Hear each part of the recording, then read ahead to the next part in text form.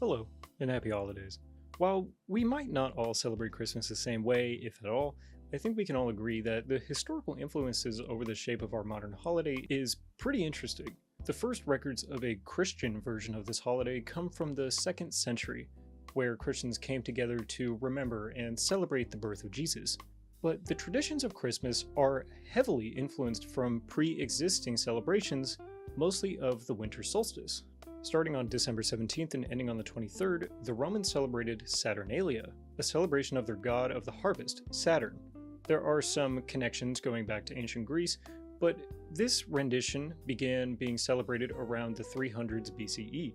This festival was highly anticipated, as anyone, including slaves, could participate.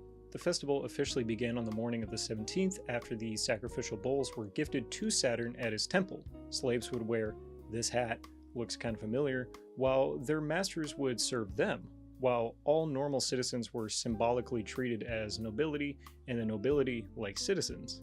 For 6 days, Saturnalia was a non-stop party, with feasting and alcohol, dancing, gift-giving, and a lot more. This is where a lot of the gift-giving aspect of Christmas comes from. Later influences over modern Christmas can be seen in many Germanic celebrations, more specifically Yule.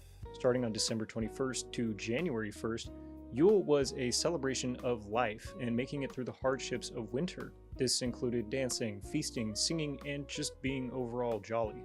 Some practices from Yule that survive include things like the Yule log, where a log of what is usually ash wood is placed in a fireplace and lit, which protects the household and drives out darkness.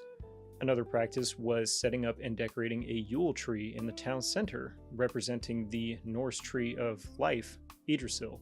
Plants like holly and ivy and mistletoe were strung up. The reasons for doing this were largely subjective. Mistletoe was mostly for fertility. Other traditions include hanging wreaths, ringing bells, and a lot of elf stuff.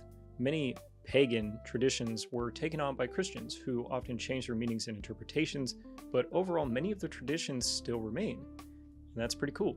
So, from the Awesome in Time channel, Blessed Yule, Merry Christmas, Happy Hannukah, and Heri's Kwanzaa.